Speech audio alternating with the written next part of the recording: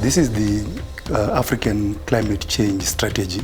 It has been under development for some years now. Initial work on the strategy, in fact, started around 2011 at the request of the African Ministerial Conference on Environment. So our organization has led the analytical work as well as the conceptual work. And this was done in the context of collaboration with the African Union Commission and the Africa Development Bank as part of an initiative called ClimDev Africa.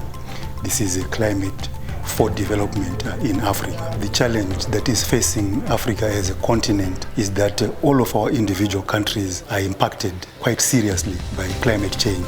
All of our countries are also developing individual responses to climate change in terms of individual national policies, even policies below the national level as well. However, there is a need to begin to bring all of those individual responses together and to create a continental framework which guides how individual nations can address the climate challenge that they're experiencing. The justification for a coordinated response which brings together all these stakeholders is firstly that the economies of most African countries are very small, too small to be able to address the vulnerabilities to climate change without the participation of other stakeholders. Secondly, the capacities to develop climate responses for individual nations are also limited. By capacities, we mean capacities, for instance, to access resources, capacities to design policies, capacities to integrate the climate response into national development policies and processes. In this particular meeting,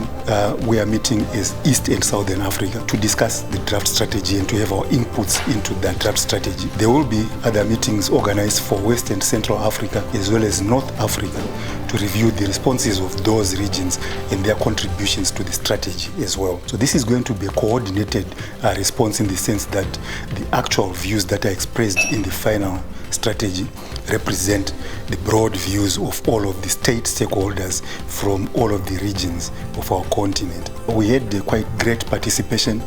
Of course, the in-person physical participation was limited because of the challenges of the pandemic.